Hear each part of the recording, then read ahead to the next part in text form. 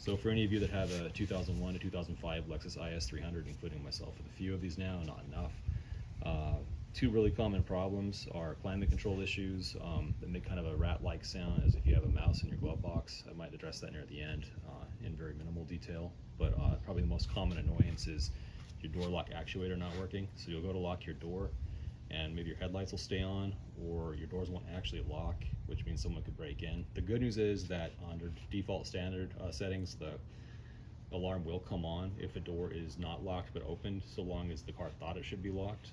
So, middle of the night or middle of the parking lot, that should cue, some attention. But it's really not great to have a vehicle that's not secured. And so go about debugging a couple of ways. What's interesting is that if you disconnect the lock from, or the actuator from the cable, it will think that it is locked, which will help you debug which door is the problem. In my case, it was fairly obvious because the actuator was actually hanging up and the only door I had to constantly manipulate was this rear driver's door.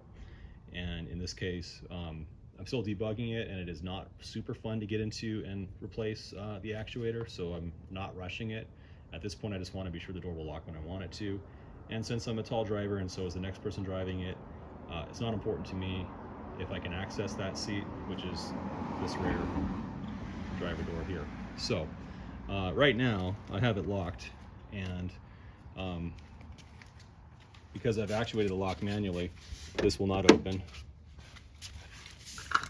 If I unlock it,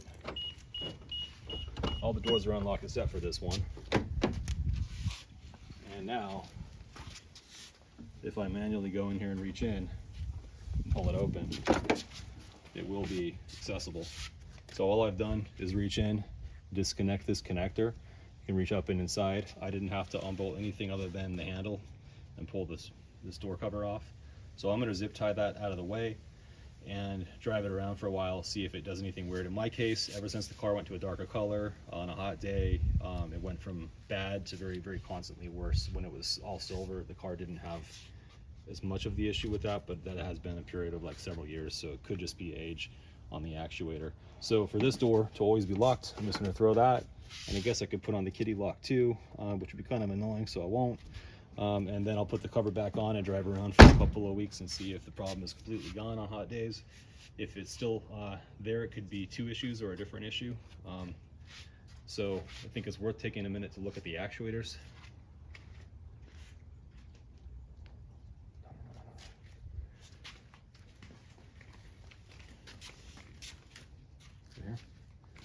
So I have a couple actuators that I grabbed to make a full diagnosis of how these things work, so that I could make a video for myself and anybody else that needed it. So this is actually the one I have a problem with right now, and as you can see, this is the whole mechanism inside of the door, and this is the actual part that goes where you can reach. So if you switch the lock, this is what this does. If it's in child mode, that still does the same thing. However, the handle in child mode is unable to actuate anything, no matter the position here, which is what this little cam is doing. So in this case here, there might be enough drag in the system that the actuator can't do its job. There could be drag on the lobe of the actuator. There could be a problem with the gearing or the motor. Mine felt a lot like a motor issue. I could actually hear the voltage sagging. I haven't checked the resistance on this lead. I think I'll do that in a second live across all of them to get kind of a baseline, but this should be a reference of a good part. It's a 2004, so significantly newer than the car I have, which is an 01. And so what's interesting is when you position this, these two, the blue, or mostly blue and mostly white, or it's, yeah, black, white, and blue, red. These two are an indicator of the position of the lock. That's how the system knows whether the door is secure or not. So if you take this guy here and put that in this position, these will beep. They're shorted together. And when you do this way, they're wide open, which is why disconnecting it makes the thing think that the door is locked. So in comparison, this is the rear passenger one. Same exact setup here. And notice this really tactile click and this travel here. What is that, about just past an eighth, maybe under a quarter of a turn. And then I've got this guy. This is the front passenger. Completely different mechanism here. I feel a lot of drag, almost a gritty feeling. I was careful not to contaminate these. I do remember this one having some rust on the screw, so this is probably not the best reference part for what I'm working on. The important thing is for me that when it's this direction here for that front right door, this will beep with the continuity meter, so it is shorted. And when I come this way, it is open, and that tells the door that it is locked. So if you're disconnecting any of those three, the back two doors of the front right door, then that will let you debug which one's your actual problem for a while, or bypass it. I mean, basically you bought a Supra with 4 doors, you wanted a 4-door Supra, so this gets you closer. You can disable the back 2 doors, and now you have a 2-door is300. That's basically a Supra. You don't even need a turbo. Isn't that rad? So the front left, the driver's door, is a different animal. If you look at this here, these are the power, which I believe get inverted on polarity for voltage, and then there's a bunch more cables, or 2 extra.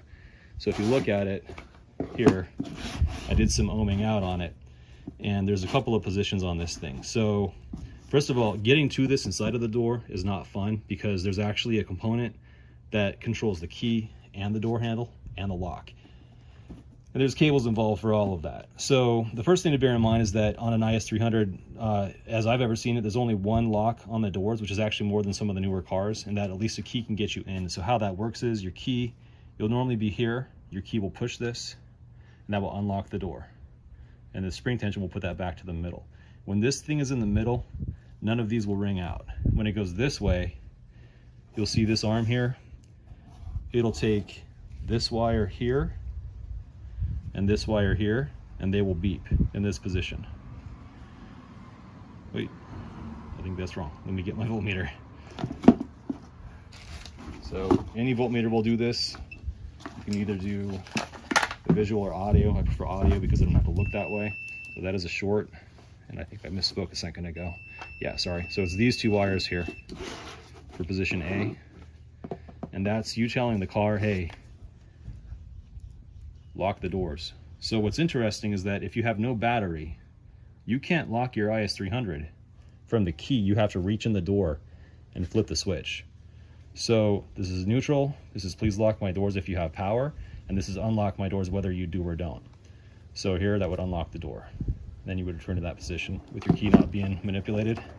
And then this guy, again, when you are unlocked, just like all the other doors, you're going to have this, and when you're locked, you're going to have this. So this is a great note for myself and others for debugging what's going on with this component, because it's also possible for the sensor in here to wear out. It's probably just a film, magnetic film or conductive film, and when that's been scratched up enough, it may not know that the door is locked or not. It could be lying about it being either open, or I mean, I guess it could technically short out, which would be really weird. If it's somehow shorted in here, which would be strange, then it would think the door was unlocked even when it was locked. But what I'm seeing most of the time is that it's just really heavy on the mechanism and it just can't actuate, and so it's not quite locked, and it knows that. It says, hey, I still feel continuity here, and you'll get an alert. Let me show you one more thing. If you're gonna go into your door, there is plenty of videos on this, but I need this reminder to myself. This little guy here, it latches in. So you lift the handle. This is putting it back together, right? You lift the handle here, and you wiggle that in. That'll close on top of the whole door assembly already in place. So to take this back apart, you would have to unscrew this guy and the one inside the handle, those 2 screws, and then this here would have to be pried. So what I would do is jam a small flathead here and here, and then you can pull this while this comes out this way. And with that jammed in there, which you can kind of do from this side, but when it's all in the door, you can't. Just jam these a little bit, and this will slide off that way. If you try to pull off the door bezel before you pull off this handle bezel, you will crack this piece, and then you're gonna have a rattling mess. There's only 2 screws holding this together. There's another screw holding this on, which is why you can't pull it off, because this is gonna be inside constantly fixed in there. So in order to get to these components here, there's a bunch of different screws involved, and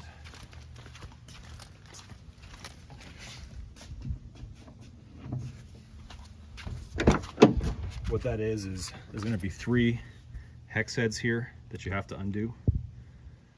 Well, the Torx actually. So you take out these Torx guys here, and I believe almost everything you see that's a 10 millimeter should come out. This does not have to come out. But once you've got that out, you can wiggle this assembly out. You have to undo this guy too. The same goes for the front door. There's a piece of support here, and that track has to be removed for you to be able to pull this out. Once you pull it out, you're able to do some swapping on it. Just don't bend or break anything in the process, because this stuff is kind of hard to come by, not cheap, and there's a lot that can go wrong. So good luck to yourself and myself as well.